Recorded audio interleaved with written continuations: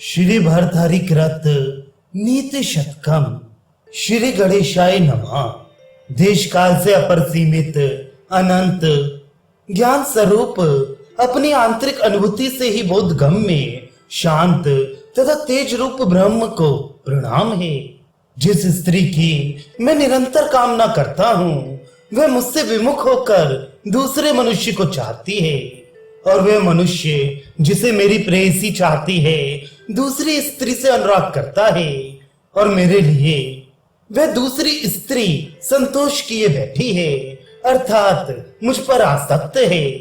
अतएव उस स्त्री को जिसे मैं चाहता हूँ, उस पुरुष को जिसे मेरी प्रेयसी चाहती है, इस नारी को जिस पर उक्त पुरुष आसक्त है, और मुझे भी तथा उस कामदेव को भी जो इस प्रेम प्रपंच के मूल में है, धिक्कार है।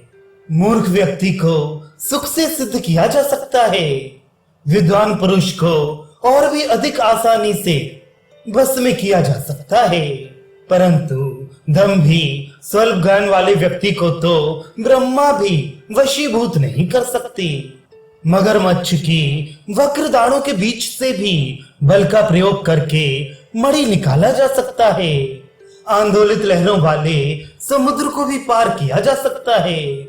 क्रुद्ध सांप को भी सिर पर फूल के सदृश धारण किया जा सकता है, परंतु ऐसे मूर्ख मनुष्य को वश में नहीं किया जा सकता जिसका मन बुराइयों में विलिप्त है। युक्ति से पेरने पर रेत से भी तेल प्राप्त किया जा सकता है।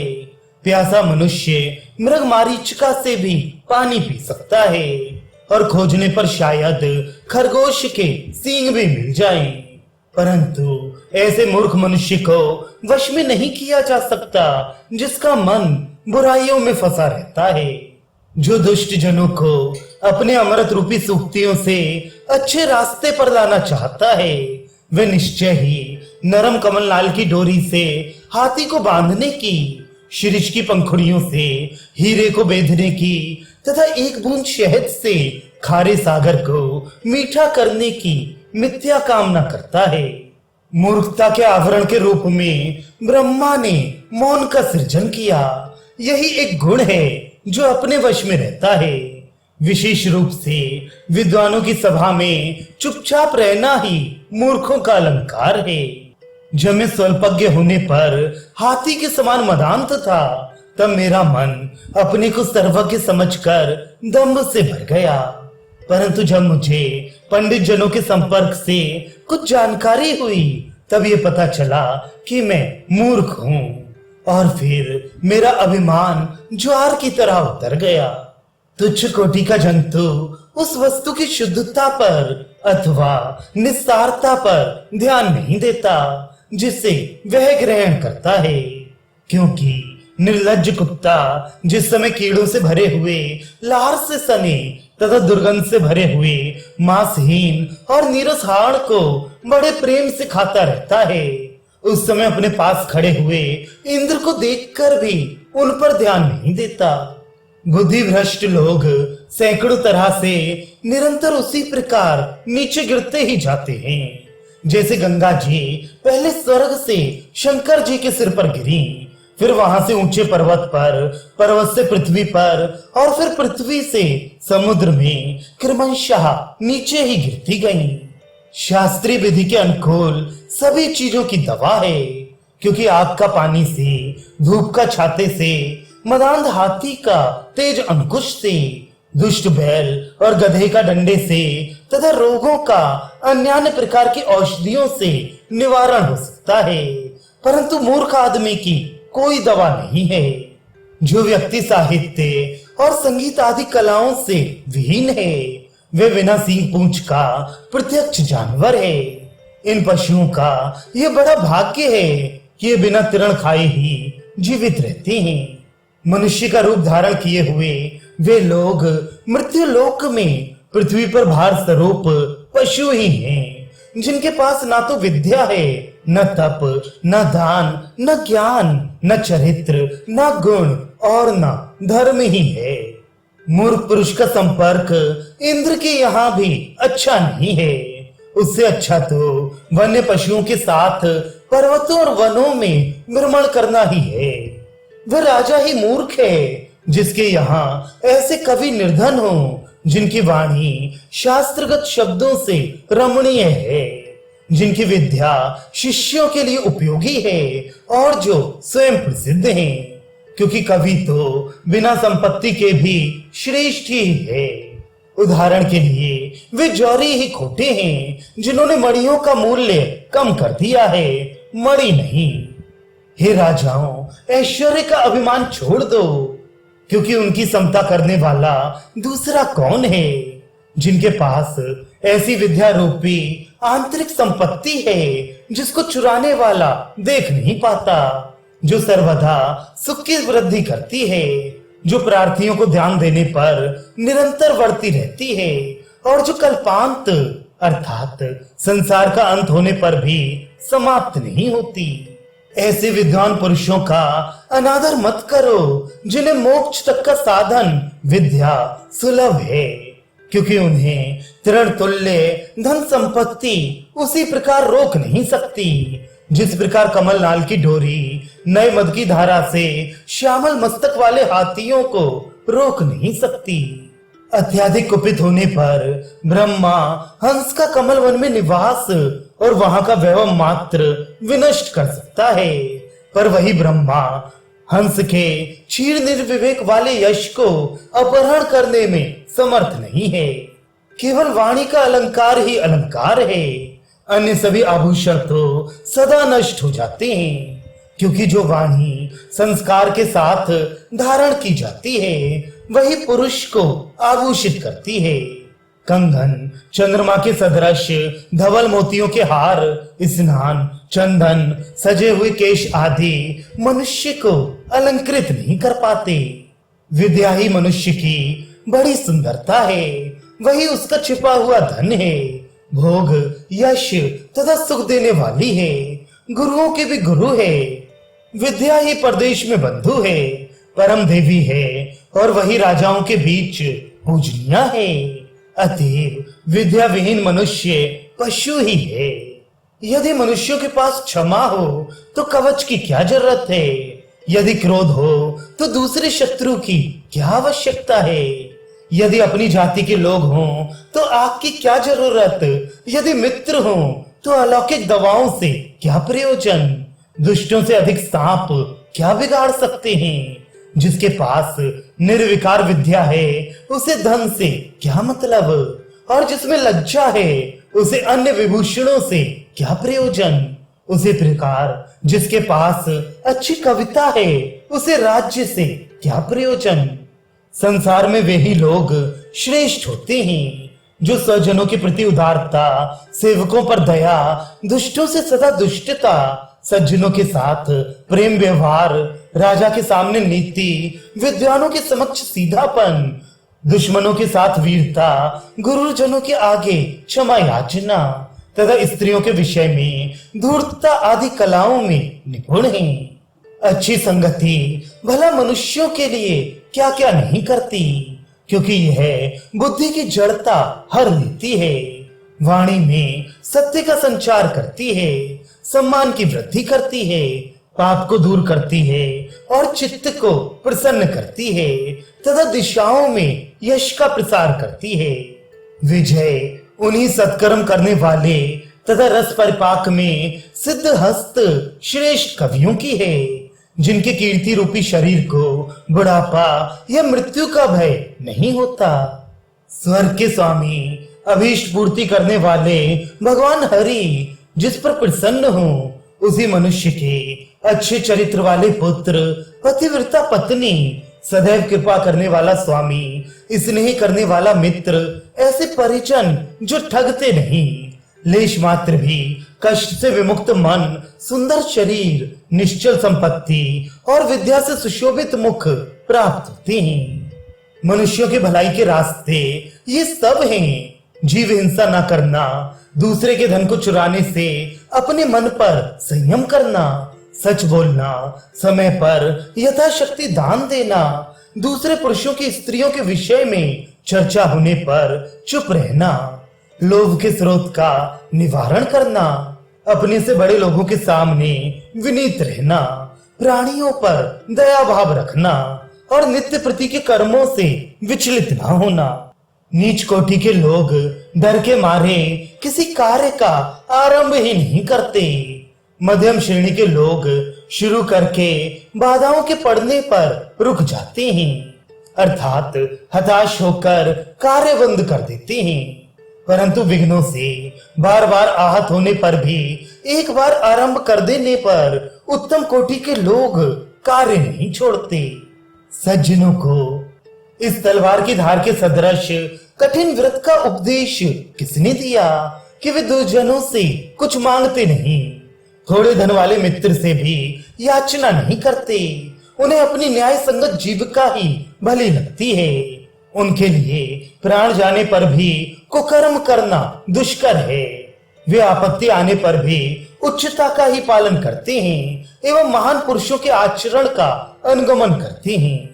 मदान गजराज के विदीर्ण मस्तक के मांस के ग्रास की कामना करने वाला सिंह जो सम्मान के क्षेत्र में महान लोगों के बीच सर्वप्रथम है, क्या सूखी घास खाएगा? चाहे वे भूख के कारण कितना ही क्षीण, दुर्बल, शक्तिहीन, क्लेश से आहत, निस्तेज और मृत पाए ही क्यों ना हो, वे सूखी घास नहीं खा सकता। सभी लोग अपने पुरुषार्थ के अनुसार फल की कामना करते हैं, चाहे वे कितने ही विपन्न क्यों ना हो, क्योंकि कुत्ता बैल की चर्बी आदि से गंदी तथा मांसहीन हाड़ को स्वल्प मात्रा में भी पाकर संतुष्ट हो जाता है। यद्यपि उससे उसकी भूख शांत नहीं होती, परंतु शेर गोद में आए हुए सियार को छोड़कर हाथी का ही शिकार करता है। कुत्ता भोजन देने वाले के सामने पूंछ हिलाता है, पैरों पर झुककर सिर रख देता है और जमीन पर गिरकर पेट और मुंह दिखलाता है, अर्थात दीनता का आचरण करता है। परंतु गजराज अपने आहार देने वाले व्यक्ति की ओर गंभीरता पूर्वक देखता है और अनेक प्रकार से फुसलाए जाने पर ही भोजन करता है। वही पुरुष वास्तविक अर्थ में उत्पन्न हुआ है, जिसकी जन्म लेने से वंश का उत्कर्ष होता है, क्योंकि परिवर्तनशील संसार में मरण के बाद कौन पैदा नहीं होता।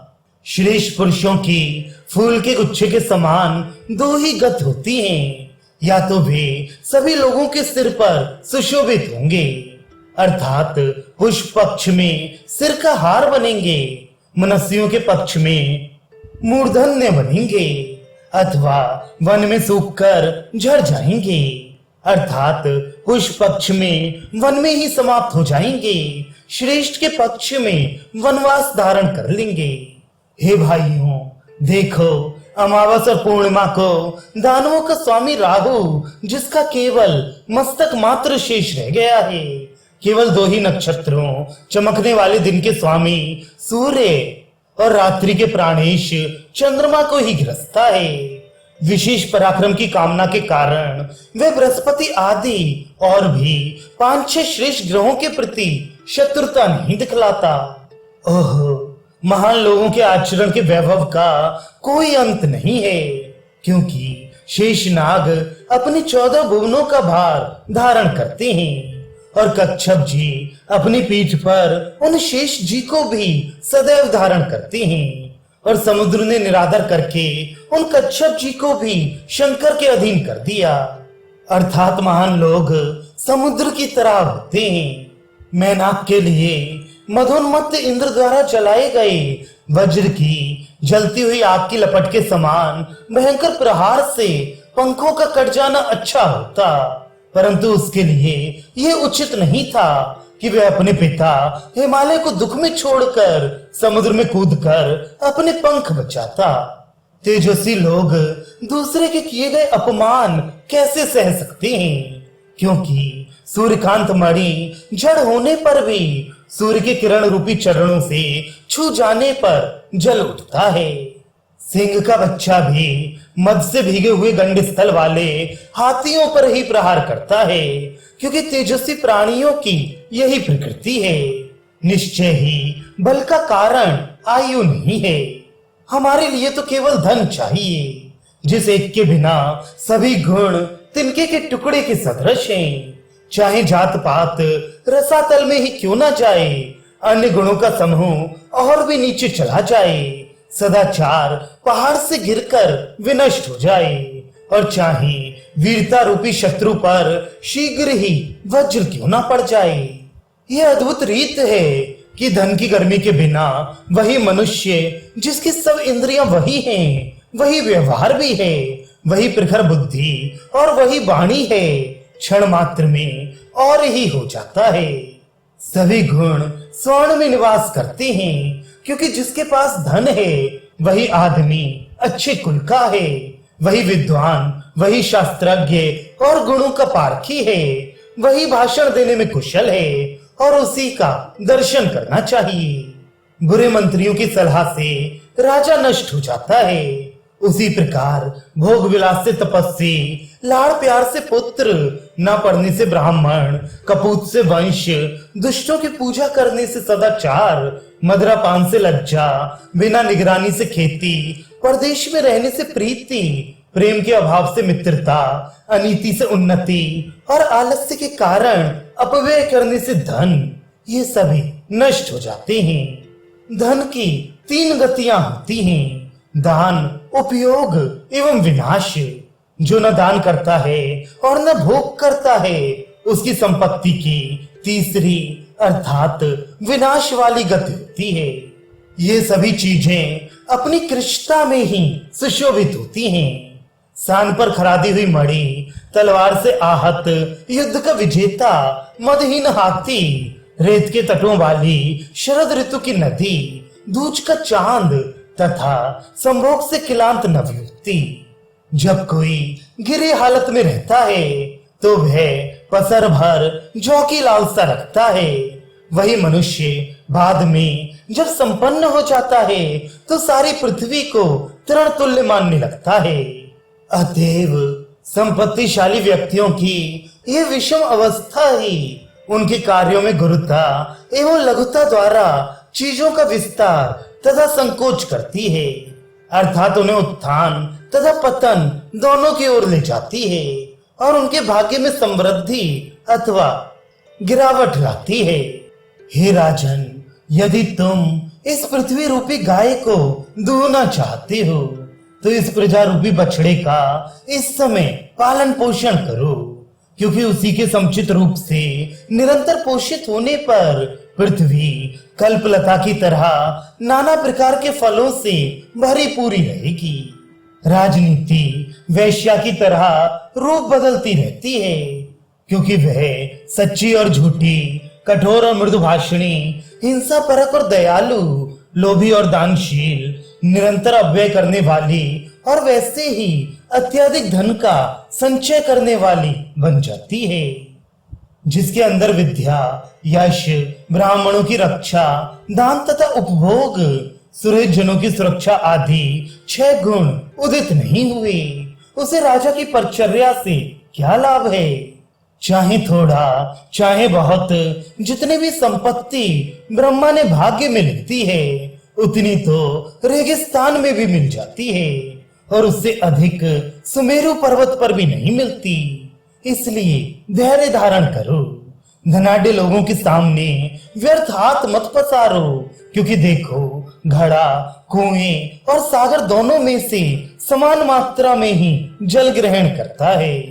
हे श्रेष्ठ घन, ये किसे नहीं मालूम है कि तुम ही मुझ पपीहे के एकमात्र आश्रय हो। फिर तुम मेरे दीनतापूर्ण वचनों, प्रार्थना की प्रतीक्षा क्यों करते हो? अर्थात तुम्हें बिना मेरे याचना किए ही मेरे अभीष्ट की तृप्ति करनी चाहिए। हे चातक, मेरे मित्र, जरा ध्यान से मेरी बात एक पल सुन। आकाश में बादल तो बहुतेरे हैं, सब ऐसे इच्छा पूर्ण करने में समर्थ नहीं हैं। कुछ तो वर्षा से पृथ्वी को भरी पूरी कर देते हैं, कुछ व्यर्थ गर्जन मात्र करते हैं। इसलिए जिसे जिसे तू देखता है उन सभी के सामने दीनतापूर्ण याचना मत कर।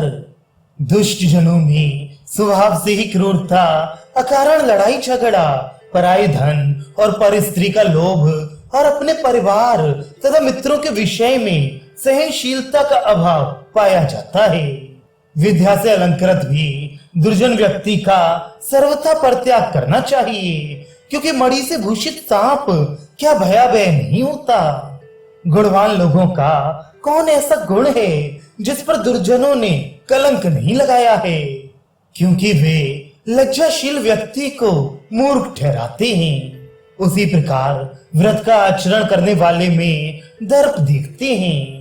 पवित्र जनों में छल कपट, वीर पुरुष में क्रूरता, मुनि में बुद्धिहीनता, प्रिय भाषी में दीनता, ओजस्वी जनों में घमंड, वक्ता में वाचालता और स्थिर बुद्धि वालों में आलस्य दिखते हैं। लोभ होने पर और अवगुणों से क्या करना है, अर्थात अन्य अवगुण इसके सामने फीके हैं। उसी प्रकार कुटिलता रहने पर पापों से क्या, सच्चाई रहने पर तप से क्या प्रयोजन, मन पवित्र रहने पर तीर्थ का क्या अर्थ। यदि सज्जनता हो तो अन्य गुणों से क्या मतलब, यदि स्वाभिमान है तो आभूषण की क्या आवश्यकता, यदि सच्चे अर्थ में विद्या है तो संपत्ति का क्या अर्थ, और अगर बदनामी हो गई है तो मृत्यु क्या उससे बढ़कर हो सकती है। ये 7 कांटे मेरे मन में दुख उत्पन्न करते हैं। दिन में निस्तेज चंद्रमा, विनष्ट यौवन वाली स्त्री, कमल विहीन तालाब, सुंदर आकृति वाले व्यक्ति का निरक्षर मुख, धनवान कृपण, निरंतर दुर्गति भोगता सदाचारी तथा राजसभा में आए हुए दुर्जन, ऐसे राजाओं का कोई आत्मीय जन नहीं हो सकता जिसका क्रोध प्रचंड होता है, क्योंकि छू जाने पर अग्नि होम करने वाले को भी जला देती है। अर्थात क्रोधी के संपर्क में आकर भलाई करने वाला भी दुख का ही भागी होता है, जैसे अग्नि के जलाने वाले को अग्नि ही जला देती है। सेवा कार्य अत्यंत कठिन है, योगी जन भी इसका पार नहीं पाते, क्योंकि चुपचाप रहने पर सेवक गूंगा, बोलने पर बकवादी, नजदीक रहने पर भ्रष्ट, दूर रहने पर अकुशल, क्षमाशील होने पर कायर और असहिष्णु होने पर प्रायः बुरे परिवार का कहलाता है। ऐसे नीच मनुष्य के वश रहकर कौन सुख पा सकता है, जो सभी दुष्टों को उभारने वाला और निरंकुश है, जिसके पिछले जन्म के तुच्छ कर्मों का उदय हो रहा है, जिसने सौभाग्य से संपत्ति भी प्राप्त कर ली है और जो गुणों से वैर रखता है। दुर्जनों की दोस्ती दोपहर के पहले की छाया की तरह शुरू में बहुत लंबी होती है और फिर क्रमशः घटती जाती है, और सज्जनों की मित्रता दोपहर के बाद की छाया की तरह पहले छोटी रहती है, फिर धीरे धीरे बढ़ती जाती है। हिरन, मछली और सज्जन लोग तिनका खाकर, जल पीकर और संतोष करके जीवन निर्वाह करते हैं, परंतु बहेलिया, धीवर और कुटिल जन निष्प्रयोजन ही इन हिरणों, मछलियों और सज्जनों से संसार में द्वेष रखते हैं।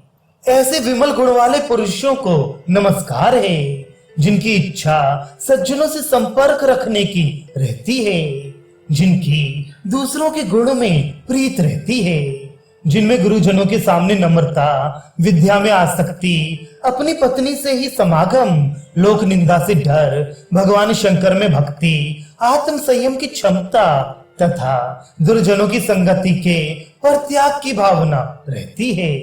महात्माओं में स्वभावतः ये गुण होते हैं। विपत्ति में धीरज, उत्कर्ष में क्षमा, सभा में बोलने का कौशल, युद्ध में वीरता, कीर्ति में अभिरुचि तथा शास्त्रों में आसक्ति। तलवार की धार के समान कठिन व्रत का सज्जनों को किसने उपदेश दिया, जिसके कारण उनमें दान को गुप्त रखना, घर पर आए अतिथि का सत्कार करना, भलाई करके चुप रहना, दूसरों के उपकार को सभा के बीच कहना, संपदा पाकर घमंड ना करना तथा दूसरों की चर्चा करते समय अनादर ना करना, ये सब आ गया। वैभव ना होने पर भी स्वभाव से महान लोगों के यही आभूषण हैं। हाथ में प्रशंसनीय दान, गुरुजनों के चरणों पर झुकने वाला मस्तक, मुख में सत्य वचन, भुजाओं में प्रचुर बल, हृदय में पवित्रता तथा समस्त शास्त्रों का व्रत रखने वाले कान, महात्माओं का मन ऐश्वर्य में कमल के सदृश कोमल और विपत्ति में पर्वत की दीर्घ शिला के सदृश कठोर होता है। प्रायः मनुष्यों के निम्न, मध्यम तथा उत्तम कोटि के गुण संपर्क से ही उत्पन्न होते हैं, क्योंकि जिस जल बिंदु का तपते हुए लोहे पर पड़ने पर उसके नाम का भी पता नहीं चलता, वही कमल के पत्ते पर पड़ने से मोतियों की तरह विराजित होता है, और वही स्वाति नक्षत्र में सागर के सीप में पड़ने पर मोती ही बन जाता है। संसार में ये तीन चीजें सत्कर्मियों को ही मिल पाती हैं। ऐसा पुत्र जो अपने सदाचार से पिता को प्रसन्न रखे, ऐसी पत्नी जो अपने पति का सदैव हित चाहे, तथा ऐसा मित्र जो दुख सुख में समान भाव रखे। देवता एक ही होना चाहिए, अर्थात एक ही पूजना चाहिए। केशव या शंकर जी, मित्र एक ही होना चाहिए, राजा या तपस्वी, निवास एक ही होना चाहिए, नगर या वन, तथा स्त्री एक ही ग्रहण करनी चाहिए, रूपवती नारी या गुफा। ऐसे विस्मयकारी आचरण करने वाले अत्यंत सम्मानीय जन किसकी श्रद्धा के पात्र ना होंगे, जो नम्रता के कारण ऊंचे उठते हैं, दूसरों का गुणगान करके ही अपने गुणों की ख्याति करते हैं, निरंतर अच्छी तरह दूसरों के लिए प्रयास करके ही अपने कार्य सिद्ध करते हैं, और रूखे वचन बोलने वाले दुष्टों के मुख को अपनी क्षमा से ही मलिन कर देते हैं। धन संपत्ति से अच्छे लोग उद्दंड नहीं होते, विनत हो जाते हैं। जिस प्रकार फलों के आ जाने से वृक्ष झुक जाते हैं और नए जल से अपूरित होने पर बादल जमीन की ओर झुक जाते हैं, क्योंकि परोपकार करने वालों की यही प्रकृति होती है। दयालु जनों का शरीर परोपकार से, ना कि चंदन से विराजित होता है। ठीक वैसे ही जैसे कान शास्त्र सुनने से, ना कि कुंडल धारण करने से, हाथ दान करने से, ना कि कंगन पहनने से सुशोभित होता है। साधु जन अच्छे दोस्त के ये लक्षण बताते हैं कि वह पाप से हटाता है, हित कार्य में संलग्न कराता है, छिपाने वाली बातों को गुप्त रखता है, गुणों को प्रकाशित करता है, विपत्ति में साथ नहीं छोड़ता, और समय पड़ने पर द्रव्य आदि भी देता है। साधु पुरुष स्वयं ही दूसरों के हित के लिए उद्यम करते हैं, क्योंकि सूर्य बिना प्रार्थना के कमल को खिला देता है, तथा बादल भी बिना याचना किए ही पानी देता है। जो अपने स्वार्थ को छोड़कर दूसरों के कार्यों का संपादन करते हैं, वे सत्पुरुष हैं। जो अपने स्वार्थ से न टकराने वाले परार्थ का पालन करते हैं, वे साधारण कोटि के व्यक्ति हैं। जो अपने हित के लिए दूसरों का बुरा करते हैं, वे मनुष्य रूप में दानव हैं। परंतु जो बिना मतलब ही दूसरों के हित का हनन करते हैं, उन्हें क्या कहा जाए, यह मैं नहीं जानता। सत्पुरुषों की मित्रता तो फिर ऐसी ही होती है जैसे दूध और पानी की, क्योंकि दूध ने जल से मिलने पर अपने सभी गुण उसे दे दिए। दूध को जलता देखकर जल ने अपने शरीर को आग में हवन कर दिया, अर्थात दूध के साथ पानी जल गया। फिर दूध ने भी अपने मित्र जल को दुख में देखकर आग में गिरना चाहा, और फिर ये उचित ही था कि छींटे पड़ने पर अपने मित्र जल से उसे आया जानकर दूध शांत हो गया। अहो, समुद्र का शरीर अत्यंत विशाल तथा भार सहने में समर्थ है, क्योंकि समुद्र में एक तरफ विष्णु सोते हैं, एक तरफ विष्णु के बैरी राक्षसों का कुल सोता है। एक ओर शरण चाहने वाले पर्वतों का समूह पड़ा है, और फिर एक ओर प्रलयंकर बड़वानल है, अर्थात समुद्र की तरह सत्पुरुष भी सहनशील तथा विशाल हृदय वाले होते हैं। लालच को छोड़ो, क्षमा का पालन करो, घमंड को त्याग दो, पाप में आसक्ति मत करो, सच बोलो, सज्जनों का आचरण अपनाओ, विद्वान पुरुषों की सेवा करो, मानवीय लोगों का सम्मान करो, वैरियों से भी अनुनय विनय करो, अपने गुणों को प्रकाशित करो, अपने यश की रक्षा करो तथा विपक्षी जनों पर दया रखो, क्योंकि यही सज्जनों का लक्षण है। ऐसे कितने सज्जन हैं जिनका मन, वचन और शरीर सत्कर्म रूपी अमृत से आपूरित है, जो तीनों लोकों को उपकारों से प्रसन्न रखते हैं तथा नित्य दूसरों के स्वल्प गुणों को पहाड़ सा बड़ा बनाकर अपने मन में प्रफुल्लित होते हैं। हमें उस स्वर्ग के सुमेरु और चांदी के कैलाश पर्वतों से क्या प्रयोजन, जिसके सहारे रहने वाले पेड़ पेड़ ही रह जाते हैं। हम तो मलयाचल की ही प्रभुता को मानते हैं, जिसके आश्रित कंकोल, नीम तथा कुटज आदि सभी वृक्ष चंदन हो जाते हैं। धैर्यवान अपने निश्चित फल को बिना प्राप्त किए रुकते नहीं, क्योंकि अत्यधिक मूल्य वाले रत्न पाकर भी देवताओं ने संतोष न किया और ना भयावह विष से ही वे डरे।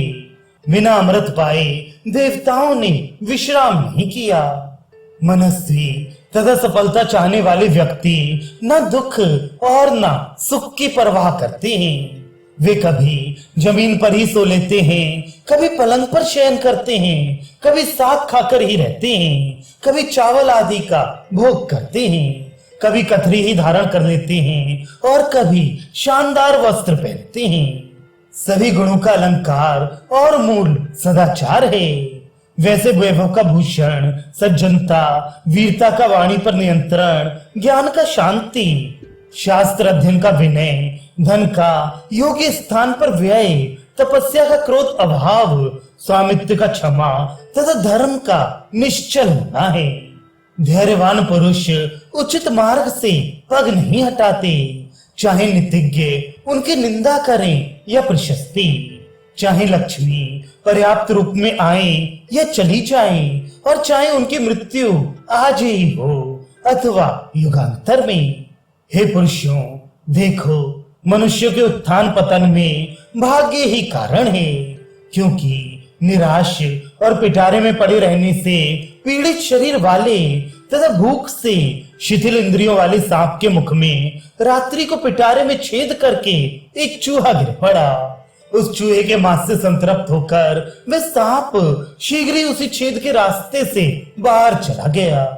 सदाचारी लोगों की मुसीबतें स्थायी नहीं होती, वे क्षणभंगुर होती हैं, क्योंकि हाथ से पटका हुआ गेंद ऊपर ही उछलता है। मनुष्यों के शरीर में स्थित आलस से उनका बड़ा भारी दुश्मन है, और उद्योग के समान दूसरा कोई बंधु नहीं जिसे अपना लेने से दुख नहीं होता। संसार में वे महात्मा विपत्ति पर पड़ने पर संतप्त नहीं होते, जो इस प्रकार की समझ रखते हैं कि काटा हुआ वृक्ष फिर उग जाता है और छीड़ हुआ भी चांद फिर विकसित होता है। भाग्य का ही शरण अच्छा है, पौरुष व्यर्थ है, पुरुषार्थ को धिक्कार है, क्योंकि ऐसा इंद्र धन तथा बल होने पर भी शत्रुओं से युद्ध में हारता ही रहा। जिसके पास बृहस्पति सरीखे नेता, वज्र जैसा अस्त्र, देवताओं की सेना, स्वर्ग जैसा गढ़, ऐरावत सरीखा हाथी और भगवान कृष्ण की पूरी कृपा रहती थी। यद्यपि मनुष्यों के कर्म के अधीन ही फल होता है और बुद्धि भी कर्म के अनुकूल होती है, तथापि बुद्धिमानों को खूब सोच विचार कर कार्य करना चाहिए। प्रायः जहां जहां भाग्यहीन व्यक्ति जाता है, वहीं वहीं विपत्तियां जाती हैं। उदाहरण स्वरूप सूर्य की रश्मियों से सिर के संतप्त होने पर एक गंजा व्यक्ति छाया की इच्छा करता हुआ भाग्यवश ताल के पेड़ की जड़ के पास गया। वहां भी उसके सिर पर एक बड़ा भारी फल गिर पड़ा और उसका सिर बड़ी आवाज के साथ टूट गया। चांद और सूरज को ग्रह से पीड़ित, हाथी और सांप को बंधन में बंधा हुआ तथा बुद्धिमान व्यक्तियों को दीन देखकर मेरा तो यही मत है कि भाग्य ही बलवान है। अरे, ये दुख की बात है और ब्रह्मा की मूर्खता दिखाती है कि वे पहले तो समस्त गुणों के कोश रूप पुरुष रत्न की उत्पत्ति करता है, तब भी उसे क्षणभंगुर बना देता है। भाग्य ने पहले ही जो ललाट में लिख दिया उसे मिटाने में कौन समर्थ है, क्योंकि यदि करीर नामक वृक्ष में पत्ते नहीं आते तो इसमें मधुमास का क्या दोष। यदि दिन में भी उल्लू नहीं देख पाता तो इसमें सूर्य का क्या दोष। और अगर चातक के मुंह में जल की धाराएं नहीं गिरती तो इसमें बादल का क्या दोष है। हम देवताओं को प्रणाम करते हैं, परंतु वे भी भाग्य के वश में हैं, अतएव विधाता ही वंदनीय है, पर वह भी पूर्व निश्चित कर्म के अनुसार फल देता है। फल तो कर्म के अधीन है। देवताओं और भाग्य से क्या प्रयोजन। अतः कर्म को नमस्कार है जिसे भाग्य भी पार नहीं पाता। उस कर्म को नमस्कार है जिसने ब्रह्मा को कुम्हार की तरह निरंतर ब्रह्मांड रचना में प्रवृत्त किया, जिसने विष्णु को बार बार 10 अवतार लेने की आफत में डाल दिया, जिसने रुद्र स्वरूप शंकर को हाथ में कपाल लेकर भीख मांगने के लिए बाध्य किया, और जिसने सूर्य को नभ में सदैव भ्रमण करने पर विवश किया। पहले की तपस्या से उपार्जित भाग्य ही समयानुकूल मनुष्य को वृक्ष की तरह फल देता है। पुरुष को न तो रूप, न परिवार, न सदाचार, न विद्या और न यत्न पूर्वक की गई सेवा ही फल देती है। पूर्व जन्म में किए गए सत्कर्म ही वन में, युद्ध में, शत्रु, पानी और आग के बीच में, महासागर में अथवा पहाड़ की चोटी पर असावधानी से सोने में अथवा विकट स्थिति में पुरुष की रक्षा करते हैं। हे सज्जन, यदि अभीष्ट फल का भोग करना चाहते हो तो उस भगवती सत्क्रिया की पूजा करो जो दुष्टों को साधु बना देती है और मूर्खों को विद्वान, शत्रुओं को मित्र, अप्रत्यक्ष को प्रत्यक्ष और जहर को अमृत बना देती है। कष्टों से पूर्ण बहुत सारे गुणों में व्यर्थ विश्वास मत करो। बिना सोचे विचारे बहुत जल्दी में किए गए काम का फल मृत्यु पर्यंत हृदय को कांटे के समान संतप्त करता है। अतएव कर्मठ बुद्धिमान व्यक्ति को कार्य के आरंभ में ही परिणाम का विचार यत्न पूर्वक कर लेना चाहिए, चाहे वे कार्य उपयोगी हो या अनुपयोगी। इस कर्म भूमि संसार में आकर जो अभागा साधना नहीं करता, वे मानो मरकत मणि के पात्र में लहसुन को चंदन की लकड़ी से पकाता है, सोने के हल से खेत को आग के पौधे के लिए जोतता है और कोदों के चारों ओर कपूर के टुकड़े काटकर घेरा बनाता है। इस संसार में अनहोनी बात नहीं होती और कर्म के अधीन जो होना ही है उसका अंत भी कहां। चाहे कर्म गति को टालने के लिए जल में डूब जाओ या सुमेरु की चोटी पर चढ़ो या युद्ध में दुश्मनों को जीत लो या व्यापार, खेती और सेवा कार्य आदि सभी विद्याओं और कलाओं को सीख लो, और चाहे विस्तृत आकाश में चिड़ियों की तरह बड़े आयास से विचरण करो। जिस व्यक्ति के पास पूर्व जन्म का बहुत सा पुण्य हो उसके लिए भयंकर जंगल अच्छा नगर बन जाता है, सभी लोग उसके सुहृद हो जाते हैं तथा उसके पास की सारी पृथ्वी रत्नों से भरी पूरी हो जाती है। लाभ किसमें है? गुणी लोगों के संपर्क में। दुख क्या है? मूर्खों का साथ। हानि क्या है? वक्त पर चूक जाना। दक्षता क्या है? धर्म में आसक्ति। शूरवीर कौन है? इंद्रियों पर विजय पाने वाला। प्रेयसी कौन है? अपने अनुकूल रहने वाली। धन क्या है? विद्या। सुख क्या है? परदेश ना जाना। राज्य क्या है? अपनी हुकूमत। इस संसार में मनस्वी जनों की मालती पुष्प के सदृश दो गतियां होती हैं, या तो सब लोगों के मस्तक पर अथवा जंगल में ही बिखर जाना। अर्थात मनस्वी लोग या तो संसार में यश की पराकाष्ठा पर रहेंगे या फिर वनवास ग्रहण करेंगे। पृथ्वी ऐसे लोगों से कहीं कहीं बहुत कम अलंकृत होती है जो कटु वचन बोलने में दरिद्र, अपनी पत्नी से ही तृप्त तथा परनिंदा करने में अनासक्त होते हैं। दुख में पड़ने पर भी धैर्यवान पुरुष की धीरता को कोई दूर नहीं कर सकता, क्योंकि अधोमुख होने पर भी आग की लपट नीचे नहीं जाती। तीनों लोगों को जीतने वाला वास्तविक अर्थ में धैर्यवान पुरुष वह है जिसके मन को कामनियों के कटाक्ष रूपी तीर बेंधते नहीं, जिसके चित्त को क्रोध रूपी अग्नि की आंच जलाती नहीं, और जिसको लोभ के फंदे से कभी भोग विलास खींच नहीं पाते। जैसे अकेला सूर्य सारे संसार में प्रकाश प्रस्फुटित कर देता है, वैसे ही अकेला योद्धा सारी पृथ्वी को अपने पैरों के नीचे अधीन कर लेता है। जिस मनुष्य के अंक में, व्यक्तित्व में सारे संसार को अच्छा लगने वाला सदाचार प्रस्फुटित होता है, उसके लिए आग भी पानी बन जाता है। सुमेरु पर्वत छोटी शिला का रूप धारण कर लेता है, शेर तुरंत हिरण बन जाता है तथा जहर अमृत की वर्षा की तरह हो जाता है। तेजस्वी तथा सच्चाई का व्रत धारण करने वाले पुरुष प्राण आसानी से दे देते हैं, पर लज्जा आदि गुणों के समूह को पैदा करने वाली, अपनी माँ की तरह शुद्ध हृदय वाली और अपने अधीन रहने वाली प्रतिज्ञा को नहीं